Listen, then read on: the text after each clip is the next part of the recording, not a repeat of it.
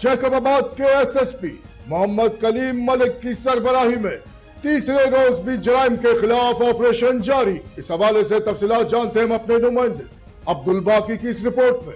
SSP Jacobabad की सरबराही में तीसरे रोज भी बड़े पैमाने पर जराइम पेशा एक्टिव क्रिमिनल्स के खिलाफ ऑपरेशन जारी है। सब डिवीजन सदर के थाना मोलादा, थाना आबाद और थाना बका मोहम्मद की हदूद में जागीर समेत मुतअद्दिद इलाकों में जराइम पेशा अनासर के खिलाफ पुलिस का भरपूर और मरबूत ऑपरेशन जारी है।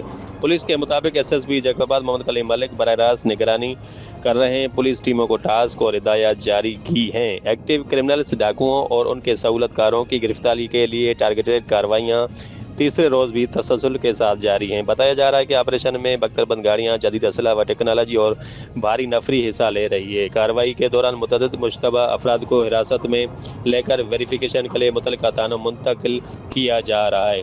कमीन गाहों, उताकों और सहूलतकारों के ठिकानों को मुसमार करके नाकारा बनाया गया है।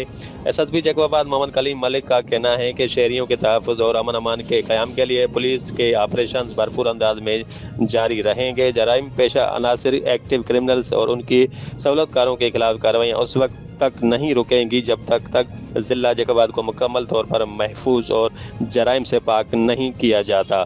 अब्दुल बाकी खैर, तहसील रिपोर्टर, फैज़ न्यूज़, डिस्ट्रिक्ट जैकबाबाद। आपने रिपोर्ट मुलाहिजा की।